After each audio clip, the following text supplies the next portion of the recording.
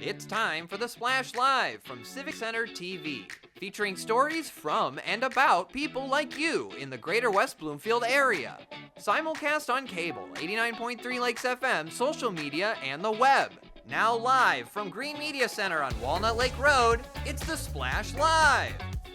Live, local, social, it's the Splash Live on Civic Center TV and 89.3 Lakes FM. Thank you so much for joining us. I'm your host, Kevin McIntosh. Our top story, Oakland County Executive Dave Coulter delivered his 6th State of the County address at the Berman Center for the Performing Arts in West Bloomfield on Wednesday evening. And reporting live on location to give us a little bit more details is Civic Center TV's very own Jake Schaff. Hey, Kevin, good morning. Glad to be here with you today on this kind of cloudy, rainy morning here in West Bloomfield. But yes, I am live right outside of the Berman Center at the J in West Bloomfield, where last night the biggest event all throughout Oakland County took place as Dave Coulter, Oakland County Executive, did in fact give his State of the County address, where he covered a wide variety of topics from the transit systems to Project Diamond to helping small businesses, helping families. There was something for everybody. And everybody was at this event last night. A lot of big names from right here in West Bloomfield and all throughout Oakland County. And I was there, too, to capture everything. I got a chance to speak with a lot of great people last night to hear their thoughts on Dave Coulter's speech and what it means for the future of Oakland County. I was absolutely amazed and gratified to hear Dave talk about the many accomplishments that Oakland County has achieved and where we're going in the future. We are, it just seems like we're building on our future. He set a good foundation. He has everyone working together, and Oakland has benefited from it. The citizens of Oakland, the economy, our credit rating, it is the place where people want to come and live. I think there was a lot of good ideas. There's the redevelopment, there's the housing, there's the focus on health and mental health, all of the things that really make a county a good place to live. So I think he highlighted some of the assets of the county, the parks, the mixed housing, the economy, and also it's a lot of the growth in the state of Michigan happens here, including the research as well as the jobs. So I think that he was able to highlight a lot of the really good things that are important to making a county a welcoming place, somewhere that people want to live, work, and play. It's always good to get information out there. Communication is king. It's one of the things that's very difficult to do in organizations or communities or governments this size, is getting the word out, right? I mean, we're 1.2 million people in Oakland County. We had 650 people here, right? And hopefully from what you put out there, we'll reach more people and more people. So getting the word on what's going on in Oakland County, good or bad, it's good for people to understand what's going on. Dave Coulter's speech covered a variety of topics, from mental health to transit programs to the work of Project Diamond, meaning there was something for everybody in the crowd to take away and reflect on. I think Project Diamond is this signature initiative. It is where manufacturing is going, and Oakland County is actually taking a lead in that. Manufacturing is moving from the discipline that we used to know. Michigan excelled in manufacturing for the last 100+ years, but where manufacturing is going, that is becoming digitally disrupted, and that's Oakland County is taking a lead in that by encouraging Project Diamond. Prioritizing mental health and accessibility is so important, and I'm so proud to say that as we move forward with yet another year, Oakland County is moving towards and forwards with continuing to fund mental health programs in our schools and within our communities across Oakland County. Well, I think a lot of the business investment certainly will do. You know, our residents will have places to work if they're not already working, or places to change where they're working, and just investment in their own businesses. There's a lot of small business in the township, and they benefit from whatever the county's doing. One of the things about Oakland County is we are a diverse county. And we value, it has benefited us greatly with the talent, the expertise of the citizens that we have here, and the way everyone appears to get along pretty well, regardless, and that is wonderful. What do you hope people take away from tonight as they're looking towards the future here in Oakland County? we're always moving forwards, always looking for new ways to be innovative and meeting the needs of residents across Oakland County. Lots of great words to be said from everybody here at this event last night, all throughout Oakland County. And there were some great words from Dave Coulter himself. I had a chance to speak with him one-on-one to get his thoughts on what he sees for the future of Oakland County and what he sees that could benefit everybody throughout the county and all throughout West Bloomfield and beyond. These are not normal times, and I thought the speech couldn't be a normal speech. You can't talk about what's happening in the county without talking about what's happening in the world and the anxiety and the tumult that people are feeling. And so I wanted to address that, not in a negative way or a depressing way, but to say it is possible for a local government to stretch itself to do things it might not do in other normal times to help its residents. And I tried to lay out just some examples of ways that I think that county government can move beyond what people might expect during times that demand it. You also talked about the transit system quite a bit. That's been a project that you guys have been working on all throughout the last year. How do you think that's had a real impact on Oakland County? Well, you know, I mean, even if you weren't a transit advocate before the voters passed it, the statistics speak for themselves, right? 60% ridership increase in the west part of the county, 76% to Novi. I mean, the statistics speak for themselves.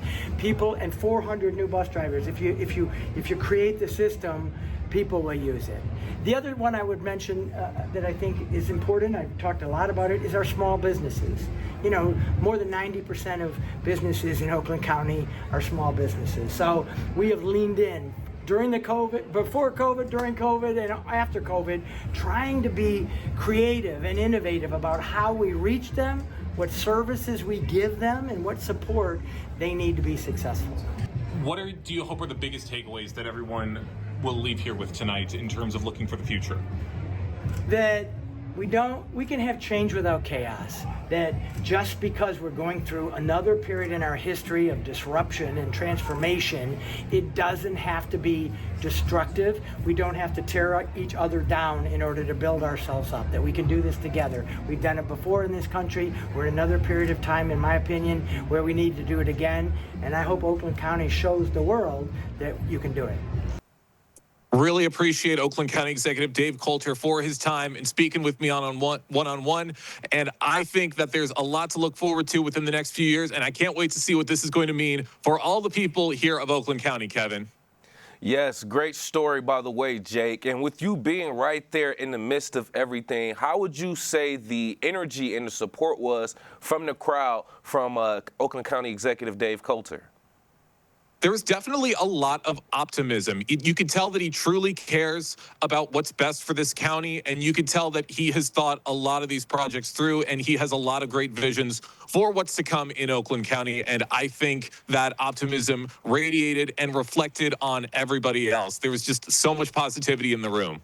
Well, absolutely. Well, once again, thank you again for that story, Jay. Come inside so you can get warm. And there's a lot to look forward to right here in Oakland County. And our team here at Civic Center TV has reached out to Oakland County Executive Dave Coulter as well to invite him on the Splash to see if he can discuss his plans and how it will directly impact Greater West Bloomfield as well. We continuously keep you updated on that invitation, but you can also watch our previous conversations with the Oakland County Executive on our website, civiccentertv.com. Click on the On Demand tab and search Dave Coulter. Or if you're watching on Civic Center TV now, you can scan this QR code with your smartphone. It'll send you a link to take you directly there as well.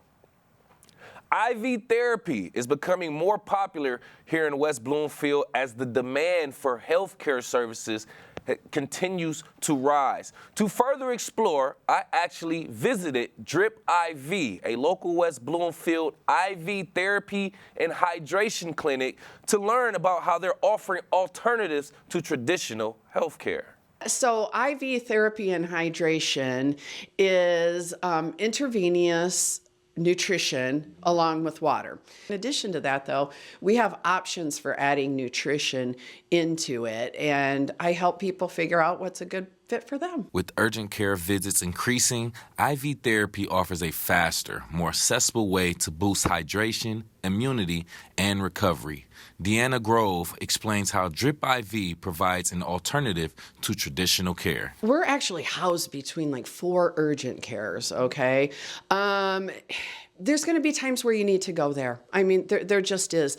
But on those times that you don't, and you know that you're dehydrated, you know that you need nutrition, this is an amazing alternative to the long wait times, to being around a lot of people that are sick, you know, and it's a different vibe here, right? You get to sit in a comfortable, relaxing massage chair, just let all that goodness sink in from the IV bag, and there's no wait time, virtually no wait time here. Maybe 5 minutes if someone's ahead of you. But other than that, it is a great alternative to having to go to the emergency room. Unlike traditional supplements, IV therapy delivers vitamins directly into the bloodstream for faster absorption. Deanna shares how this method maximizes health benefits. Oral supplements, I definitely recommend them. You know, you really should take your vitamins, a good high quality vitamin. However, there's a process when you ingest something, just like food or water or vitamins. There's an entire process that goes down your system, starting with saliva and stomach and then liver, and then it gets to where it needs to be, which is where? The bloodstream. So we bypass all of that and go right to the bloodstream, which is why you leave here feeling amazing. Since opening in West Bloomfield, Drip IV has been growing interest in its wellness services. We also discussed the community's response to this alternative health option. Oh my goodness, the community has responded so well. You know, we have so many like family members, even husband and wives, couples that will come here on a monthly basis. We were actually just featured in the West Bloomfield City Lifestyle magazine. These are 2 of our favorite clients that come in, and they just spend family time together. This has been a great response, and we were very honored to be featured in the City Lifestyle magazine in West Bloomfield. This is Mark McManus, one of the owners, and it's a really great interview. If you are interested in learning more about IV therapy and its benefits, go ahead and give them a visit and support local businesses. Drip IV, located in West Bloomfield on Orchard Lake Road, or you can go directly to their website, dripiv.com. They are also on Facebook at Drip IV Official for more details. The West Bloomfield School District is hosting a ribbon-cutting ceremony for its new Transition Center. This will be on Thursday, April 3rd, 2025, from 5:30 to 6:30. But were you aware of this resource, and what is a transition center? What are its benefits? Joining me live right here on The Splash to discuss this further from the West Bloomfield School District Director of Student Support Services, Dr. Jessica Cohen. How you doing? Good morning. Thank you for having me today. Yeah, and I addressed you correctly. I saw PhD doctor, correct? Yes, thanks. You can call me Jessica, though. I always like to put respect out there. So I'm out of my own curiosity, and for our audience who may not be aware, what is the West Bloomfield School District Transition Center? Great question. So it is a program for students who are eligible for special education services and supports at the post-secondary level. So these are students ages 18 through 26. Michigan is the only state in the country that goes beyond the required age 21 for special education services. So that is what the Transition Center provides for our students. Interesting to know. And with that being said, what type of impact do you hope this Transition Center will have on the community? Great question. This is really a state-of-the-art facility that is built inside the high school for next year, which will allow for greater collaboration with the community. We already are participating in several job sites around the community. The students have their own micro business. So this new job site, this new workspace will allow the students to expand their micro business opportunities within the community. There's a simulated apartment, instructional kitchen, sensory room, lots of great spaces for learning. Okay. It sounds like, and I looked at some of my notes and saw some of those too, so I want to explore that a little bit more. And how do you feel like ultimately this new transition center will enhance those opportunities for the developmentally diverse young adults compared to the previous programs, at least? Yes, the previous program, while fantastic, really was in a space that wasn't ideal for the amount of learning that needs to happen and engagement. So this space really provides that hands-on real-world opportunity. So we have like a simulated apartment. So students will have practice making the bed, right? Doing laundry. We have a demonstration kitchen. So baking food, perhaps selling to the public eventually. So all of those types of skills that this new facility allows us to do. I think that's very, very unique and very... When they graduate. No, I think that's very unique and very considerate for the people in our community who need that type of assistance and help to further go on to gain independence in the real world. Yeah. I completely understand that. With me right here live on The Splash, by the way, from the West Bloomfield School District, Director of Student Support Services, Jessica Cohen, just talking about the ribbon cutting ceremony for the new Transition Center, which is actually inside the West Bloomfield High School. That ribbon cutting will be Thursday, April 3rd, 5:30 to 6:30 p.m. Now, I love to talk about how we work together right here in Greater West Bloomfield, right? So can you just talk about some of the partnerships or collaborations that help make this new transition center an actual reality? Yes, we are very grateful for the community's support and the Board of Education support in allocating significant resources to make this become a reality for our students. What I love about our district is we truly value all students, birth through age 26, and that's really evident in the allocation of resources and thoughtful design that went behind the design of this program and implementation. So yeah, that we're really excited about that and feel that we're just very grateful for the space. It really, I think, shows the value and that, aligns with our strategic plan and our priority objectives to have everything be meaningful, inclusive, and engaging for our students, no matter their learning environment, age, or disability or ability level. Correct. It's a collaborative effort from all parties involved who want to have a footprint in helping, like we said, the next generation of young adults reach that independence in their adult lives. So love to hear it and see it ultimately. How do you see this transition center and the programs evolving in the future to help accommodate the needs of the West Bloomfield community? I would love to see increased partnerships with our community. We already have several job sites where our adult learners go and work during the day. So I do think that with the increased space, there are opportunities for different job skills practice, and then even bringing community members in. We do have that demonstration kitchen, which is a new feature. So I can envision all kinds of community partnerships with that space. We have a service window for sales, so we'll be able to invite community members up to purchase our wares that the students make. Nice. So that would be another opportunity for increased engagement. Yeah, and I like that. And that's another opportunity for people to support. And with that being said, are there any other ways that students, parents, staff, or just the community in general can support this new transition center? The students are already selling their candles and their jewelry, so that's a great way to support, this grassroots kind of organization and micro business. And coming out to the ribbon cutting would be great, really, and getting to know our students and what they have to offer the community is another fantastic way to support. Perfect. Well, you'll get all the support from us here at Civic Center TV. We'll continuously spread the word, and more than likely, we will see you out there as well. Once again, with us right here live on The Splash from the West Bloomfield School District, Director of Student Support Services, Jessica Cohen. Thank you so much for your time and information. Thank you for having me today. I really appreciate it. We appreciate you continuously talking about different things and resources that are happening and growing right here in Greater West Bloomfield. We love to be able to provide that information to our community. And we'll continuously keep you updated with things going on as well. And there's other things that you may want to be aware of that we will discuss very soon. We are live, local, social. It's the Splash Live on Civic Center TV and 89.3 Lakes FM. We'll be right back with the Splash Live.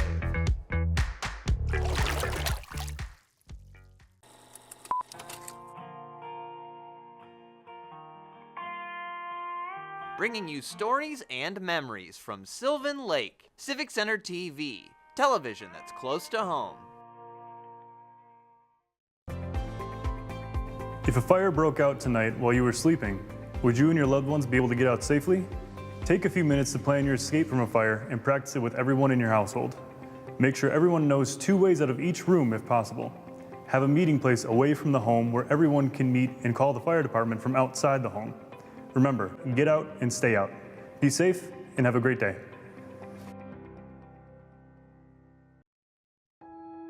I get around primarily by bicycle. That's how I get to work every day, except for when it's really rainy or snowing, then I take the bus. We take public transportation here to the senior center to volunteer. Usually just getting to and from classes at OCC or just for recreation, going out to shop at Somerset or explore downtowns like Royal Oak and Birmingham. Public transportation is about community. For more information, go to oakgov.com/Oakland Transit.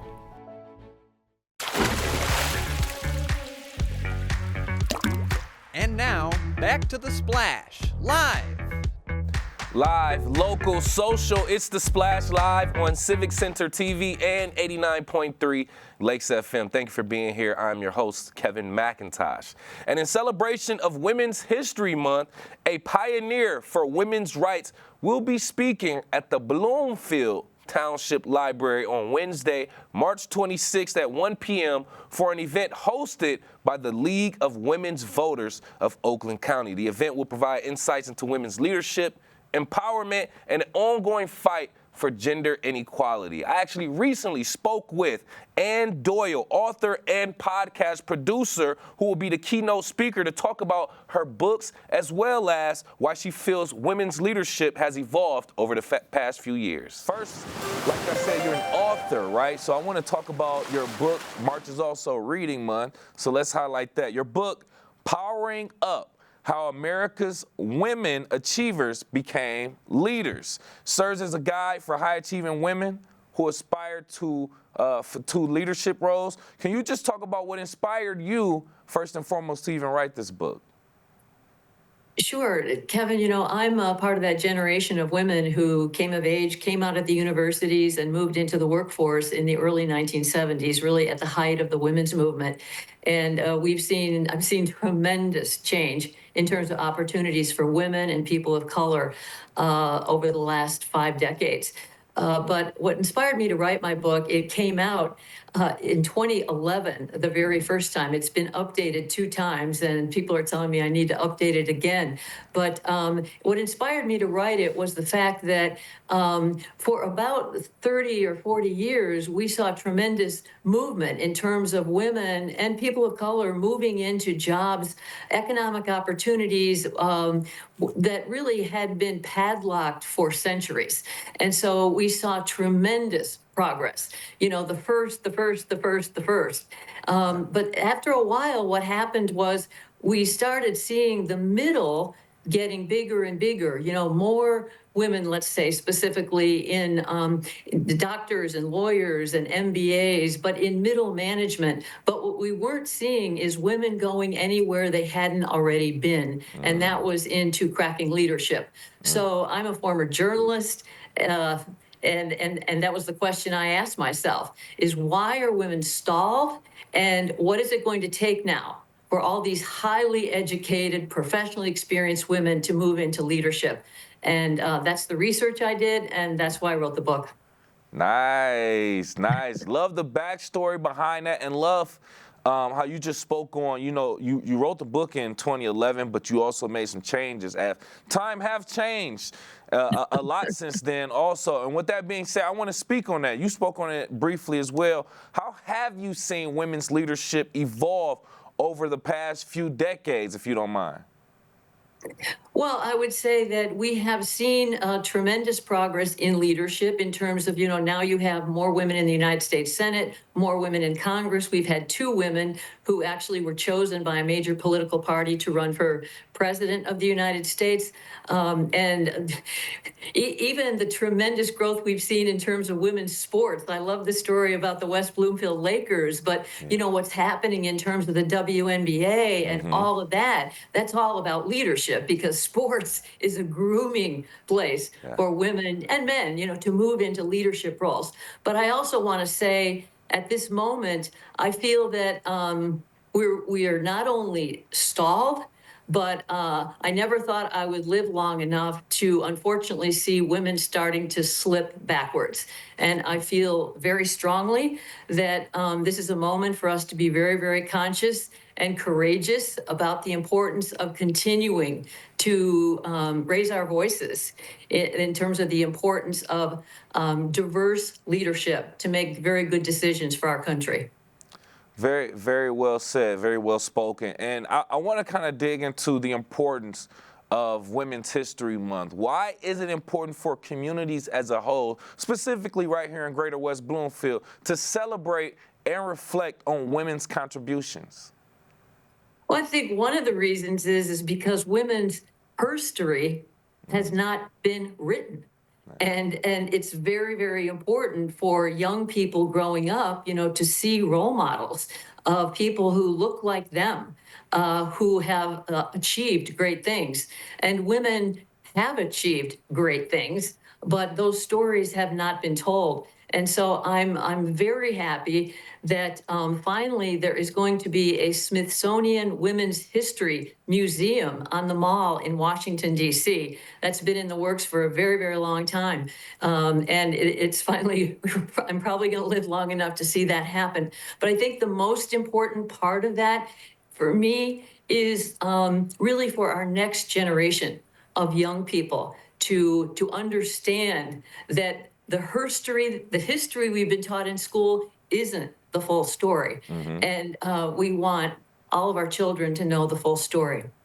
Great point, great point. As told by her story. I see what you did there. I caught on very easily.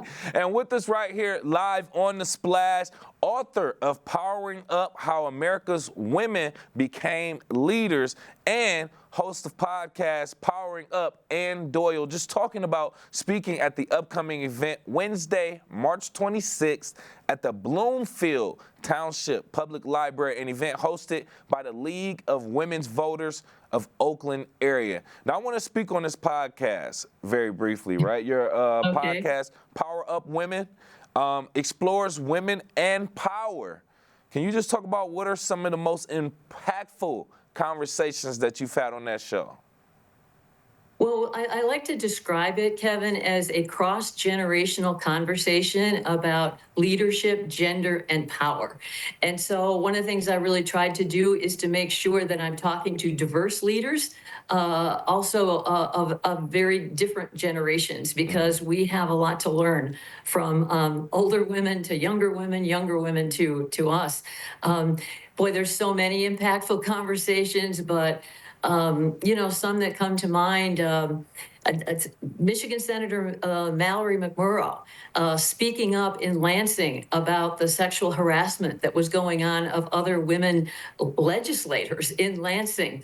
A woman who, a competitive sailor, ocean sailing around the world by herself. That kind of inspiration. Also, talking about the Equal Rights Amendment.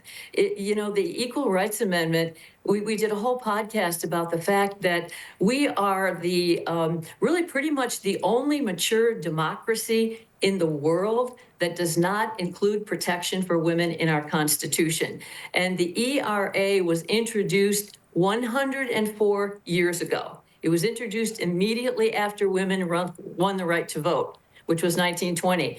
And we still do not have that. And so, you know, those are the kinds of conversations that I try to have that are important in terms of history, but also inspiring leaders to, hey, get out there on the front lines and help, because my favorite expression is well-behaved women never make history. So let's get out there and rock the boat. There it is. There it is. Stir up a little bit of, shake things up and just make things interesting. Yeah, level the playing field. I like it. I like that. I like that. So we are running a little bit low on time, but ultimately I think I want to get to the main thing. You being the keynote speaker at this upcoming event, Wednesday, March 26, 1 p.m., Bloomfield Township Public Library for the League of Women's Voters in Oakland, of Oakland area. What do you hope attendees take away from your upcoming talk at this event?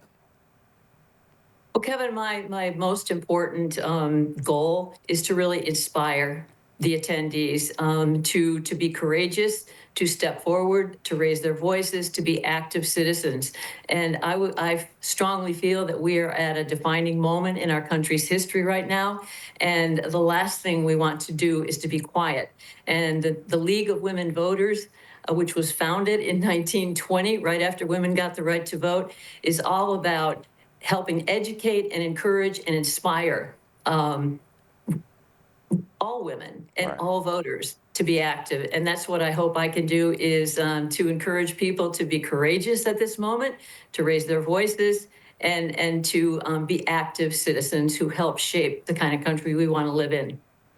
And we're hoping there's going to be a great turnout. A lot of people are going to take a lot of value in your words and your speech as well. Before we let you go, if you want to tell people how they can reach out to you, where they can listen and get to your podcast and things of that nature, please, the floor is yours. Sure, that would be fantastic. I don't mind giving people my email address. I live in Auburn Hills. I served on the city council in Auburn Hills, and my website is AnnDoyleLeadership.com, and my email is Anne, A-N-N-E, @AnnDoyleLeadership. And you'll find Power Up Women, my podcast, on Spotify or anywhere you listen to podcasts. Perfect, perfect. Once again, author and podcast host and keynote speaker at the upcoming event for the League of Women Voters of Oakland area, we have Ann Doyle. Thank you again for your time. Thank you, Kevin. And once again, that event will be at the Bloomfield Township Library Wednesday, March 26th, 1 p.m., hosted by the League of Women's Voters of Oakland area. If you're more interested in what Ann Doyle has going on, once again, visit her website, AnnDoyleLeadership.com, for more information. The West Bloomfield girls basketball team started off the season a little bit rough with a tough 1-4 start to eventually end the season currently 19-8 and reach the state semifinals for a fourth straight year. It is all planning due to the support of Coach Darren McAllister and the West Bloomfield High School athletic director. So joining us right here live on The Splash is the athletic director for West Bloomfield High School, Mr. Eric Pierce. Thank you for being here, sir. Oh, Kevin, thanks for having me. I always love a chance to talk about our Lakers. Of course. You got a lot going on, a lot of success to celebrate. But something that we talked about briefly before, I want you to expound on a little bit more. How has the athletic department, your role as athletic director, supported the West Bloomfield girls basketball team's journey back to the state semifinals? Yeah, I think the biggest thing that we provide in terms of the athletics department is we provide them an avenue for success, and that means giving them the proper opportunities in order to, take their games to the next level. Obviously, there's a wonderful coaching staff that we have led by Darren McAllister and Jamie Glens and Talisha Washington. But we also try to provide them with the means. You mentioned the 1-4 start at the beginning of the year. As defending state champs, we were invited to a lot of invitationals playing the top teams from around this area as well as from other states as well. So you put them in front of the toughest competition, you get them prepared for their league schedule, you help support them any way you can, whether it be, buses, fan support, all those different types of things once the playoffs begin. And the biggest thing is allowing the girls to go out there and focus on their games and to focus on their opponent as opposed to the outside, what we call noise. We want them to be able to go out there and just say, hey, this is the basketball game. This is what we're doing today, and we're bringing home another W for Laker Nation. Let's go. I love that. And on my journey, I'm covering the girls basketball games. I see you at every single game for the most part, supporting, giving that support, like you said, like that they need. So I love to see that as well. And like we just discussed, starting off with 1 win, 4 losses in the first few games of the season. And that included 3 straight losses, by the way. Saginaw, Heritage, Belleville, and St. Clair Shores, South Lake. What impact do you feel like this actual challenging early season schedule that was designed by Coach McAllister, if I'm not mistaken, how do you feel like that had an impact on the team's development? Yeah, it's no secret this team's a little different than the teams we've had in the past couple of years. The last couple of years, having like Mayana Hooper, who helped start it all off, and Sydney and Kendall Hendricks, and then Summer and India Davis. Those were people that were absolutely fantastic for our program and did a lot of the heavy lifting. Destiny Washington for the past few years. This year we came in with a new cast, so to speak.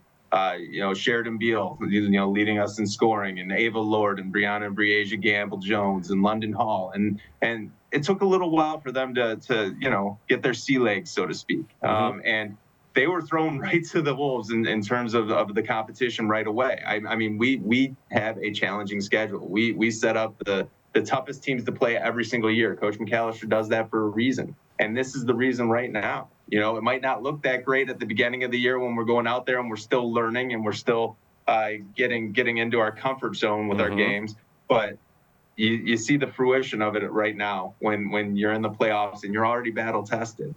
So these young ladies, I tell you, the grind that they go through, seeing them in practice every single day and seeing how hard they work, watching them develop through the year. There was a point in time where we were playing Cass Tech in the middle of the season, and it was actually at our MLK Classic, and I looked and I'm like, wow, they're getting it. They are getting it right now. This is fantastic. They're coming together, and just to see them continue to develop and continue to improve, and all the way through the last quarterfinal game that we had against Utica Ford this last Tuesday, to see them go out in a dominating fashion to a team that was 24-2 before they came in there, and then beat them by 15. That's amazing progression, amazing development. I'd tip my cap to the coaching staff. That's wonderful. But most importantly, the girls have done it themselves. These young ladies, they work. Those practices are intense. As they should be, because you want to be battle tested for these big events and these big stages like the semifinals right here, well, in East Lansing, I should say, at the Breslin Center. Now, I want to talk about something very briefly, right? Belleville being one of those beginning losses earlier in the season. It was a tough loss. I'm going to be honest, 84-49. West Bloomfield took a loss. What adjustments do you feel like they need to make in order to come with a win facing Belleville in the state semifinals in East Lansing? Well, I believe, honestly, the biggest adjustment's experience. Our girls are way more experienced, have way more court time now than they did at the beginning of the year. And that was, as you said, one of our first games. You had a Belleville team that was returning people that had a lot of experience against a team that was relatively inexperienced in terms of the amount of minutes that were out there played and the amount of clutch situations that they had been in. So the experience is a huge factor. And going to the Breslin has been like our second home basically over the last few years. Somebody was joking that Coach McAllister should get a reserved parking spot there because he's been there so much lately. But it's one of those things where we've been there. We understand what it's like. Yeah, we love going there. It's beautiful, but they're not going to be in awe of the atmosphere. They've been there before. And I think that we're going to come out. We understand the defense more now, that we understand how our offensive scheme goes, and they just have a ton more experience. They played with each other a lot more with each other on the court. We're now 27 games into the season, and there's just so much more that goes into it now, and so much more that we understand. Man, you got me hyped too. I'm not gonna lie, man. And with us right here live on the Splash, by the way, athletic director for West Bloomfield High School, Eric Pierce, talking about the success of the girls varsity basketball team reaching the state semifinals at the East Lansing Breslin Center for the 4th straight time. One question that I feel like is very important, right? They've been experiencing success, like we said, at least reaching the state semifinals for 4 consecutive years. Sometimes people can get so used to success they become numb to it.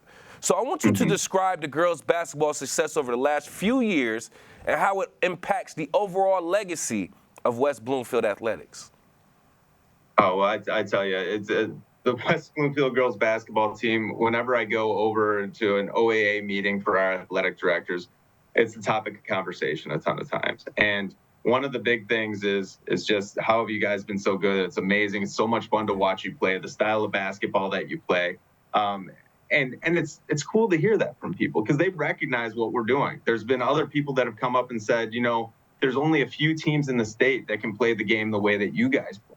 And they're correct. It's one of those things that our system is such that when combined with the talent that we've had, we're preparing them not only for these long runs in the playoffs and wonderful seasons, but we're preparing them for college as well. And there's been a lot of opportunities for our young ladies to go and participate in college after and have offers and all those different types of things.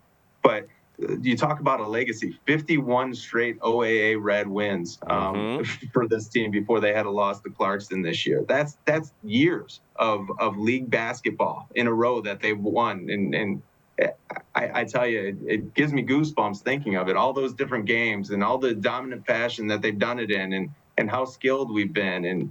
And just like I said, it's for those people that don't know the grind that they go through in practice and gosh, watching them play and the intensity that they play with is just fantastic. And they just don't, it seems like they don't get tired. I don't get it. I don't understand. You got the other team, hands on their hips, hands on their knees, and our girls are out there, they're still running up and down, and it's just beautiful to watch.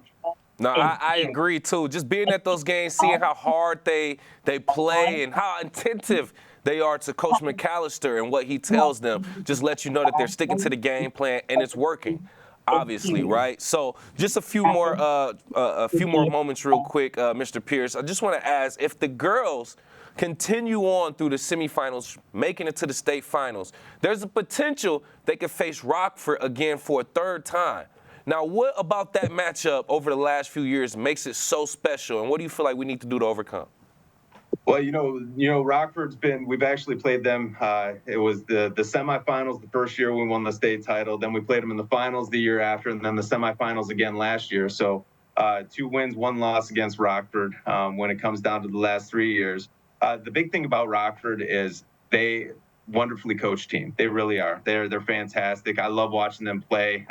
They're one of the few teams that over the past few years can keep up with us in terms of pressuring the ball and reacting to things we could throw on them on offense, and actually scheme a little bit to score a little against our defense, which is very tough to do. And the other thing about Rockford is they bring the fans, they bring the community, and it becomes an electric atmosphere for them.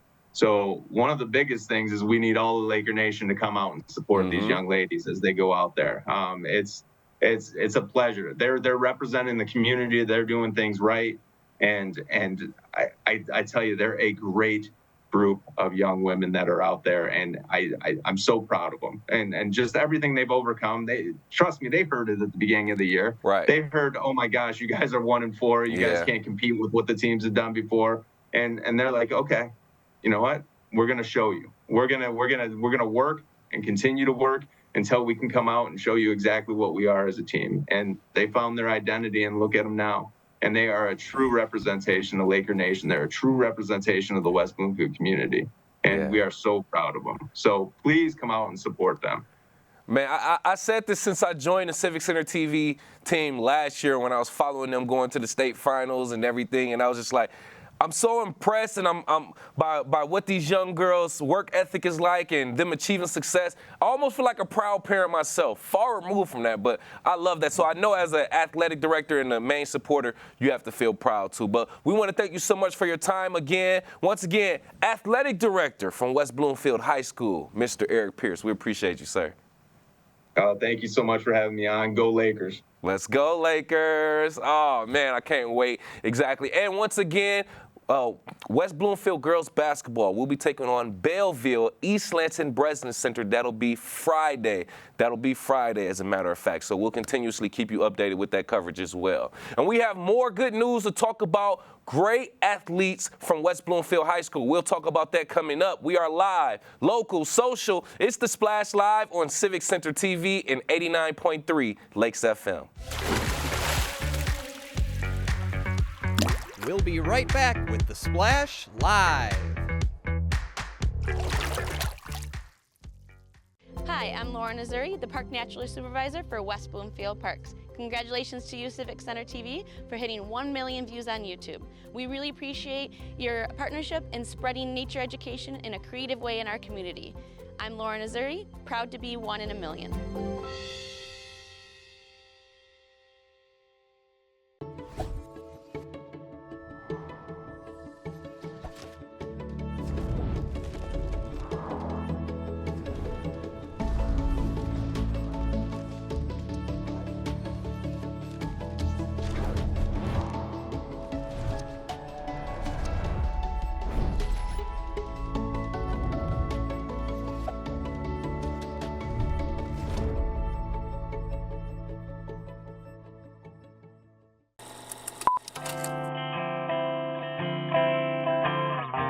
Bringing you stories and memories from Orchard Lake. Civic Center TV, television that's close to home. This is Civic Center TV and 89.3 Lakes FM.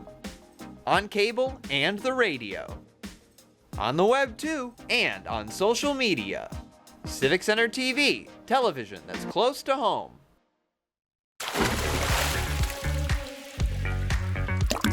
And now, back to The Splash, live.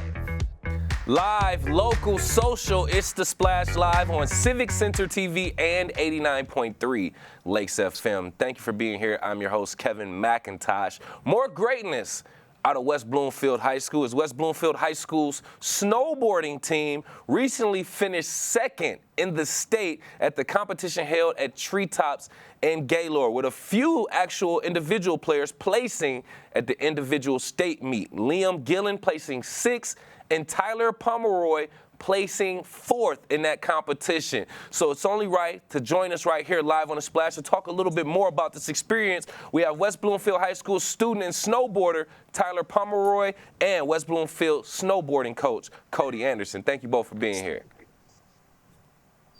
Hey, thanks for having us. We appreciate it. More champions, more winners from West Bloomfield High School right here on The Splash. Now, Tyler, I want to start with you just to get your reactions overall. What does it mean to you and your team to finish second in the state? Well, to finish second in the state, it definitely feels great. That's my first time ever placing in states like that ever. I've only raced 3 years, but with those 3 years, my freshman year, we made it to states. That was pretty cool. The girls won, but it was definitely great to have the boys win and make it all the way there. Man, that got to be pretty sweet. Like you said, only 3 years, already placing, making great accomplishments, and bringing a great legacy right to West Bloomfield High School on the snowboarding team. Asking you again, Tyler, you individually placed 4th at the state meet. A great accomplishment, by the way. Congratulations. What was the biggest challenge for you that you faced on that course in Gaylord?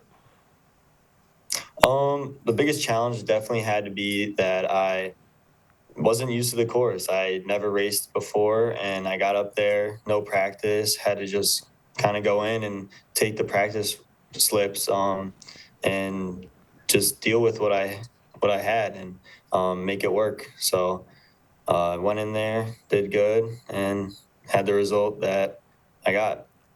Getting straight out there with no practice sounds crazy. I'm going to be honest. I don't care what sport it is. Just to get out there and perform with no practice and actually do well speaks volumes to your athleticism. So congratulations again, Tyler. Coach, I got something for you also. You're managing this team, the snowboarding team in West Bloomfield High School, which, relatively speaking, is a smaller team compared to other local teams, only 8 members. So how do you feel like you're preparing these athletes to compete against the other larger local teams? Well, honestly, it's put forth more effort. We spend more time at the hill. We do more practices than most of the other teams, and we just really try to put in the work. My theory behind coaching has always been, the most important three things. Everybody's got to be safe. Well, as safe as you can for Bordercross, right? Mm-hmm. Everybody's got to learn something and have fun. So, just trying to have everybody on a snowboard, and the best kids are always the kids that spend the most time on the board. I know Tyler said that he didn't have any practice. What he meant was he didn't have any practice on that course, because we rode a bunch this year. There you go. Okay, clarification, but still, it just goes to show like how you mentally prepared yourself for a new course you had no experience with, and like I said, that just speaks volume to the coaching as well. I want to say, with that being said, and Coach, you've been a major influence on this program throughout the years. How do you feel like you've seen this team, the overall snowboarding program, evolve over the years? I thought it would spread a little faster than it has, but it's cool that we're doing some state meets up north now, and there's other hills talking about potentially letting their local high schools onto their facilities for practice and meets. So I look forward to the future, seeing the program grow. Yeah, but I think this was year 20. I've been coaching since 2004, right? Okay. Since the program first got started. So I enjoy all of it. It's giving back to the younger crew, the newer snowboarders, and teaching them not so much how to snowboard, but how to love snowboarding for the rest of their life. Yeah, and just that's my ultimate goal. No, and just like all sports in general, especially team sports, it builds camaraderie. It teaches you how to work with other people to achieve goals. And it just builds that bond that lasts for long years after the sport. So kudos to you and all the great things that you're doing as well. And with us right here live on The Splash, by the way, West Bloomfield High School student and snowboarder Tyler Pomeroy and West Bloomfield snowboarding coach Cody Anderson, just talking about the team placing second in the state meet recently, and Tyler also placing fourth in the individual meet. Now, Tyler, asking you, why do you feel like being part of the snowboarding team has shaped you as an athlete? It shaped me as an athlete because it's definitely giving me leadership. I think this season I had to step up and at my V1 spot, which is the highest spot that I can race at, I really had to show the younger kids how to race and give them tips and tricks. And I also think it helped me just stay strong. Even when I hurt my legs, or my legs were hurting, I just had to fight through it. And I think that's part of my athleticism. And yeah. No, I completely understand that. Now, the season, if I'm not mistaken, is already done now, with that being said. Now, what were some of your major takeaways now that you reflect on this past season? Some major takeaways were definitely my team and my coaches.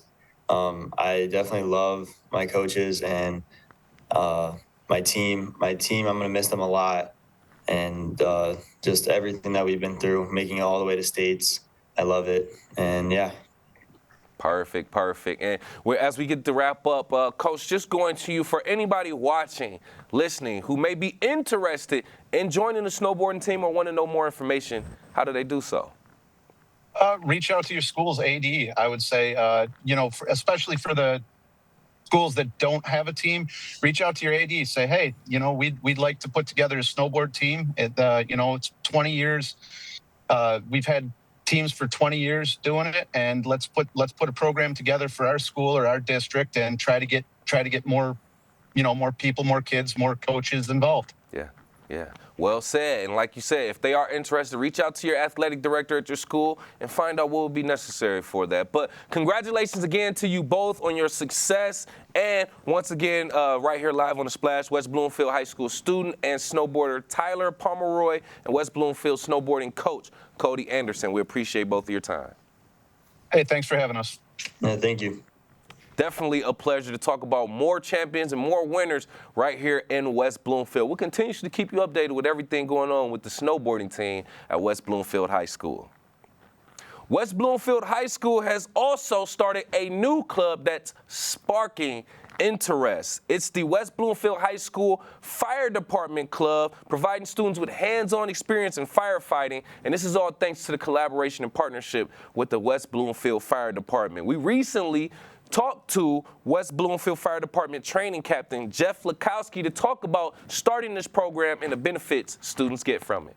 Like, how did this come about? How did this partnership and club come about initially? Yeah, great question. So as you can imagine, a lot of the communities lately are really struggling to try to find first responders starting a career, whether it's police or fire. And last fall, the fire department sat down with the high school, and our thought was to kind of show these students that may not know what they want to do when they leave high school, to kind of show them a career path and an option that may be beneficial to them and something that maybe they never even thought of. So we sat down with them. We kind of created a 6-week program where we have the students come to the fire department once a week for 2 hours. And we kind of give them a little taste of what it is that we do, why we do it, the importance of teamwork, and kind of seeing if this is a passion for them that they may want to continue and look into.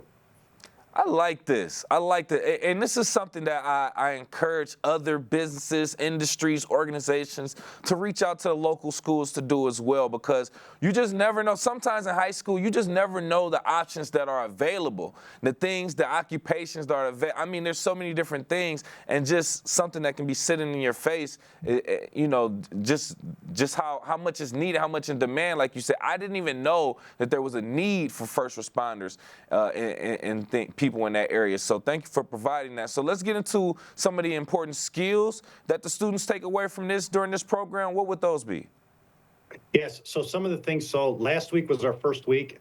We had our students, we gave them full set of turnout gear, just so they could kind of feel the weight of the equipment that the firefighters wear.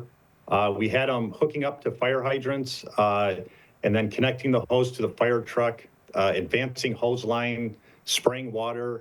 We kind of taught them kind of the basic functions of what is a fire and how we can kind of mitigate that, you know, through the tactics that we have at the fire department. This week, we're going to be talking about our air packs, the SCBA bottles.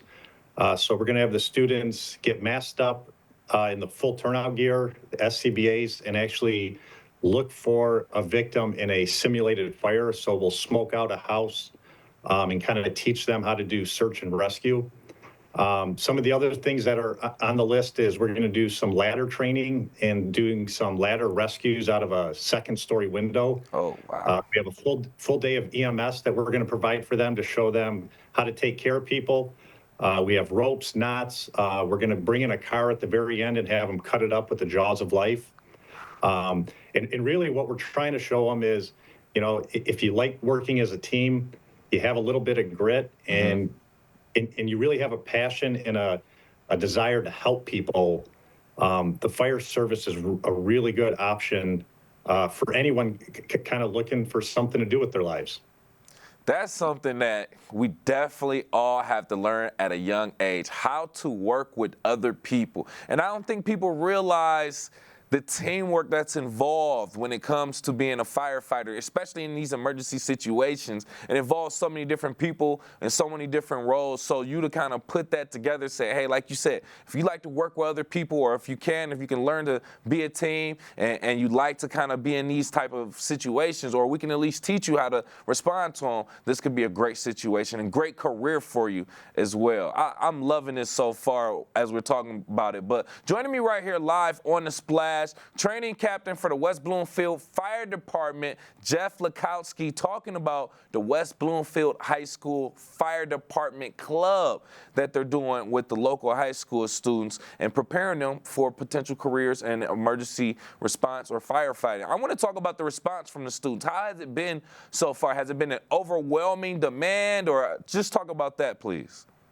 Yeah, certainly. So we weren't sure what to expect. This is the first time we've kind of created a club like this. So we kind of went into it not really knowing if they would like it, if we would do a good job, you know, kind of providing this opportunity for them. At the end of the first session, they all seemed to really like it. They had a lot of great things and feedback for us. We actually were able to find one other student that wants to join starting this week, just kind of based on some of the things they were hearing. Nice. So I really think at the end of this, our hope is that we can continue this year after year, maybe offer it twice in a school year, and really kind of get some interest. And really, even if they decide not to become firefighters, kind of give them a little appreciation for what some of the people do out there for our communities and just for each other. Great information about a great program right here at West Bloomfield High School, giving the young adults an opportunity to explore other careers. You can find out more about the West Bloomfield Fire Club on the Facebook page of the West Bloomfield Fire Department at WB Fire Department on Facebook for more information. And regarding the West Bloomfield girls varsity basketball team, who will be in the state semifinals, that'll be tomorrow facing Belleville in East Lansing at the Breslin Center, we have a special QR code for you. Get that smartphone out if you're watching on Civic Center TV. Scan this QR code, it'll take you to a special web page for all the exclusive coverage of the West Bloomfield girls basketball team. That code is right there on your screen. Scan that and they'll send you directly to that link for all the information and game coverage that we have on Civic Center TV. I'm your host, Kevin McIntosh. Appreciate you so much for being here. Per usual, we're live, local, social. It's the Splash Live on Civic Center TV and 89.3 Lakes FM.